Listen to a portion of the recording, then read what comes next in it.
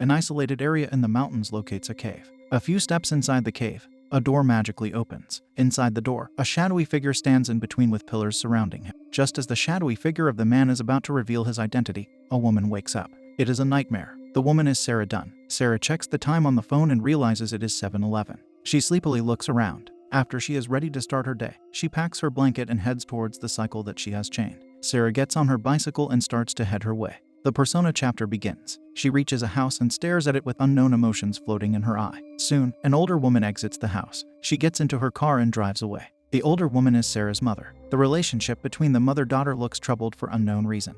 After making sure that nobody is home, Sarah enters the house. She takes a quick yet relaxing bath and then heads inside her room. Sarah wanted to avoid confronting her mother and hence, she waited till her mother left. When she enters her room, she quickly collects all the things necessary and leaves. On reaching her school, Sarah is disturbed. She could not concentrate on anything as she is sleepy and tired. Sarah occasionally steals food from her mother's house, but to sleep, she uses her sleeping bag and sleeps outside or at her friend's house. Sarah has a tomboyish look. That evening, she enters her house again like a burglar and collects all of her things. Her mother hears movements from Sarah's room. She enters the room and calls for Sarah, but Sarah has already left. The window is left wide open. Sarah gets on her bicycle and spends the night in a park. She places her sleeping bag on the slide and stares at the wide sky. As soon as she goes to sleep, she gets another nightmare. This time, she passes through a cemetery where there is a door in the middle. When the door opens, she is met with darkness, but as she continues to walk inside, bodies are hanging around from the walls. Walking deeper inside, there is an oval-shaped entrance. Inside the oval-shaped entrance is the same man from her previous nightmares. Just like before, the shadowy figure of the man stands in between and is surrounded by the pillars.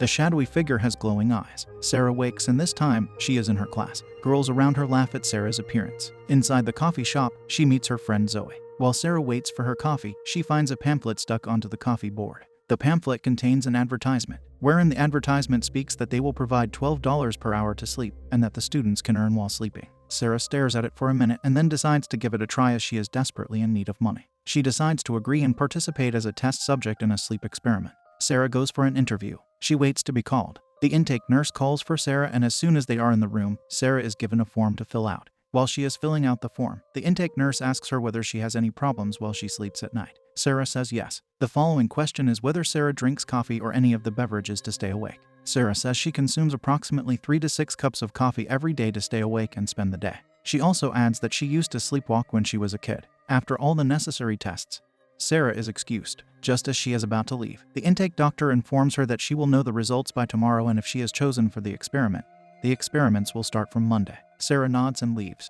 That night, she spends the night at Zoe's house. Before she sleeps, she tells Zoe how lucky she is to have a bed to sleep in and a house to live in. At night, Sarah stays awake because of the nightmare. In her nightmare, the fists of humans are surrounding the door. Inside the door is the same shadowy figure of the man standing. The figure suddenly turns liquid and floats. Many bodies follow, and in the end is a small oval circle inside the wall. From the oval circle, the shadowy man is seen. The anima and the animus part commences. Sarah cycles and reaches the research center. There, she finds many other people that are just like her. Many of the people selected have already been a part of some other sleep experiments before. Aaron was 16 when he first started participating in experiments like these, while another man was just 5.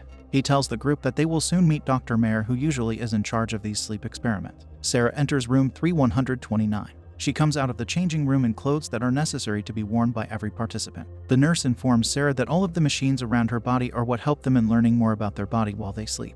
The nurse then places a cap-like helmet on Sarah's head and helps her sleep. After knowing that Sarah is lying comfortably on the bed, she starts to get the machines ready. While doing so, another woman enters the room and states that a man named Michael directed her to the room.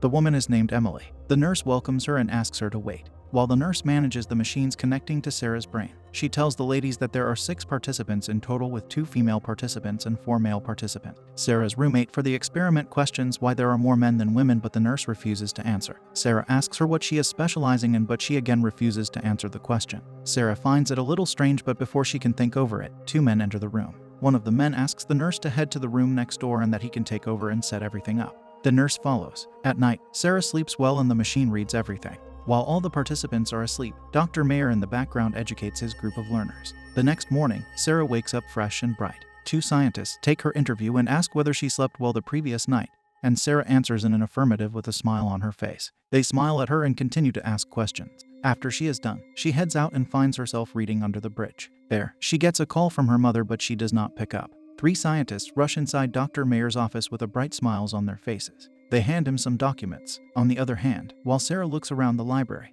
a fellow customer suggests she read a certain book. Sarah smiles and agrees. She takes her leave and watches a movie with Zoe. While she is watching the movie, the same stranger from the library enters and sits a few seats ahead of them. Sarah finds him strange. The movie is over. The stranger leaves first, followed by the ladies. While Zoe talks about how cool it is to get paid to sleep, Sarah tells her to stay away from the stranger. They head the opposite way. The same things repeated that night. She is all alone in the room that night. When she asks one of the guys in the room that is connecting her with the machine, he informs her that her roommate is running late and that she will be there soon. Sarah agrees and tries to sleep. The nightmares continue. Bodies are standing in a crawl position upside down with a small white statue at the end of the darkness. Sarah wakes up. She looks to her right to find the bed empty. Dr. Mayer continues to stare at Sarah on his screen. The nightmare that night worsened. In the morning, the daily interview routine continues. Sarah tells them about her nightmare and one of the scientists places a photo in front of her. At first, Sarah does not react to it. She tells the scientists that she does not feel anything when she sees any of the pictures shown by them. Sarah is a little intimidated by the whole thing. The pictures shown to her match her nightmares and she starts to feel overwhelmed. It worsens when she learns that her roommate Emily has dropped out of the study experiment and that she will be all alone in the room at night with monitors monitoring her every move. The lady scientist tries to convince Sarah that they will soon find a replacement for her, but before she can speak further, her fellow mate asks them to stay on track and finish the interview so that he can head back home. Sarah starts to find things fishy. When she sees the last picture, she gets a panic attack. After gaining consciousness, Sarah tries to find the motive behind these sleep experiments, but none of them reveal the motive or the goal behind it. One day, while she is in a laundromat, she faints. Her fainting results in her getting robbed. Sarah is not too pleased with it and returns to the research center. Inside the center, she confronts one of the scientists, who is a young man named Riff, stating that the whole experiment hurts her. She also states that she needs answers about the sleep experiment and will continue to be a test subject only if Riff divulges the whole purpose of the sleep experiment. Riff hesitantly informs her that the sleep experiment involves monitoring the test subject's dreams by using a brain scanning device. Brain scanning devices help to convert brain waves into images. Sarah knew she had to continue being a test subject as Riff answered her question truthfully. During the next session, Sarah, along with all the other participants in the experiment, is shown the same shadowy figure of the man at the same time in their dreams. Riff states that he was also haunted by the same shadowy figure of the man since he was a child. He also states that throughout history, people have dreamt of the man. The vitals of all the participants spike. Sarah wakes up in a jolt and starts to bleed from her left eye. She runs away, but not before telling other scientists that she knows what their purpose behind the sleep experiments was. Riff follows the young woman into a club. While Riff tries to pursue her, Sarah searches for her friend Zoe. There, she passes out. Finding no other way, Riff is forced to pick up Sarah's body and bring her unconscious body to his apartment. Meanwhile, in the lab, 2 remaining participants dream about the shadowy figure of the man again. On dreaming about him, they fall semi-conscious. They see it standing at the foot of their beds, which is extremely unsettling for the scientists, especially when the figure moves around and they have realized that it has successfully entered the waking world. The shadow section starts. Sarah wakes up in a panic when she sees the same shadowy figure of the man in her nightmares. On waking up completely, she finds herself in Riff's apartment. On looking around, she finds Riff strapped to his bed himself and that he monitors his dreams. Sarah carefully watches Riff and his dreams. In his dreams, he sees himself and Sarah kissing, after which he grows fangs. Sarah believes that it is the same dream as her and she wakes him up.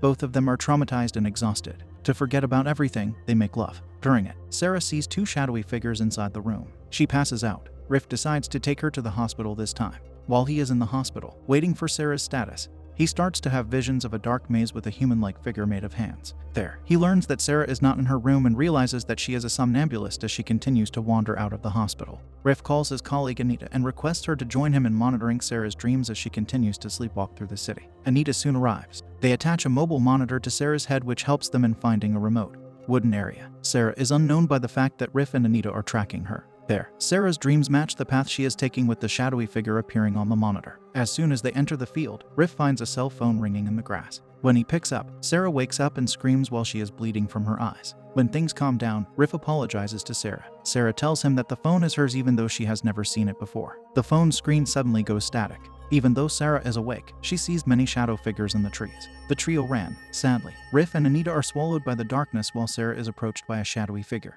When Sarah wakes up, she finds herself straddling Riff's dead body. During a somnambulist episode, she harmed him. Scared, she enters the bathroom where she receives a text message. On reading it, she starts to laugh and discovers that she has fangs. The text message states that she has been in a coma for 20 years while she is being studied. The scientists are not too sure how the message will reach her in her dreams. It begs her to wake up.